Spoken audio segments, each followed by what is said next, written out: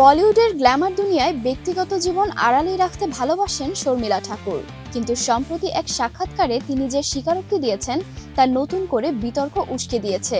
রাজ পরিবারের জামাতা ও ভারতের সাবেক ক্রিকেট অধিনায়ক মনসুর আলী খান পতৌদির সঙ্গে তার সম্পর্ক যে আদর্শের মোড়কে মোড়া ছিল না, সেটাই যেন প্রকাশ্যে এনে দিলেন শর্মিলা নিজেই।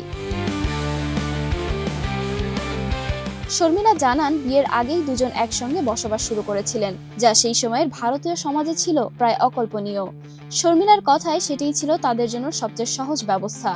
সংসার চালানোয় নিজের অদক্ষতাও লুকোন না তিনি, বরং স্বীকার করেছেন অনেক সময় দৈনন্দিন প্রয়োজন মেটাতেই পতৌদিকে বাইরে ছুটতে হতো। এই স্বীকারোক্তি আজও অনেকের কাছে অস্বস্তিকর সত্য। 1968 সালে ভিন্ন ধর্মে তাদের বিয়ে যেন সমাজের চোখে অপরাধে পরিণত হয়েছিল।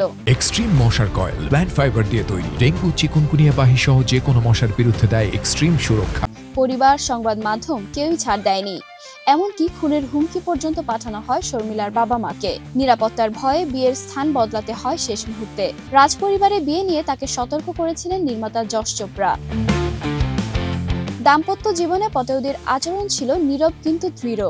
কখনো চিৎকার নয়, অপমান নয়, শুধু আচরণ দিয়েই শিক্ষা। তবে বিতর্ক এখানেই শেষ নয়। শর্মিলার সিনেমা দেখতে পতৌদির অনাগ্রহ, বরং অন্য অভিনেত্রীদের ছবি দেখাই ঝোঁক। বিষয়টি কিছুটা খারাপ লাগলেও শর্মিলা এরপরে সেটিকে স্বাভাবিকভাবেই মেনে নেন।